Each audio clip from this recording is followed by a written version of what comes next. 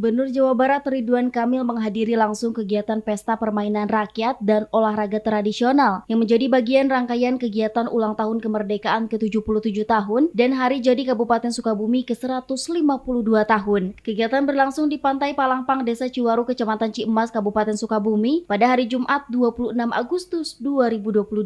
Dalam kesempatan itu, Kang Emil diikuti Bupati Sukabumi Marwan Hamami dan Ketua Komite Olahraga Masyarakat Indonesia Denda Alamsyah mengikuti lomba layang-layang dan sejumlah permainan masyarakat lainnya seperti boles yang menjadi ikon olahraga tradisional di Sukabumi. Dalam kegiatan yang sangat meriah ini terdapat berbagai permainan tradisional seperti layangan, egrang, galasin, panjat pinang, terompah panjang dan balap karung serta olahraga tradisional lainnya. Tak hanya permainan dan olahraga tradisional dilaksanakan, menurut Kang Emil, Pemda Jawa Barat juga menggelar kegiatan nasional balap sepeda yang menyusuri kawasan selatan Jawa Barat, mulai dari Pantai Palangpang, Sukabumi hingga Pangandaran. Dirinya berharap semoga pariwisata di Jabar Selatan semakin terkenal melalui berbagai event besar seperti sekarang ini.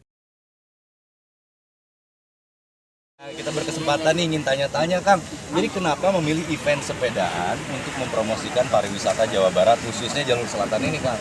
Jalur selatan ini punya keistimewaan. Jalurnya lurus tapi naik turun.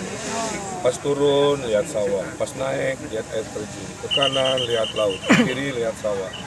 Nah, kalau terlalu cepat kurang menikmati. Kalau pakai sepeda pas. Ya, Makanya dipromosikannya dengan kecepatan sepeda. Sepeda kan macam-macam. Tentulah dimulai dulu yang sifatnya balap ya. Tapi lama-lama nanti fun bike atau yang sifatnya downhill apa. Memang Jawa Barat Selatan itu seperti Perancis Selatan, cuman belum ketahuan. Nah, itu dia Geopark Sulat tuh, ada Ranca Buaya, ujungnya Pangandaran. Jawa Barat itu paling banyak air terjun se-Indonesia, ada 400-an air terjun.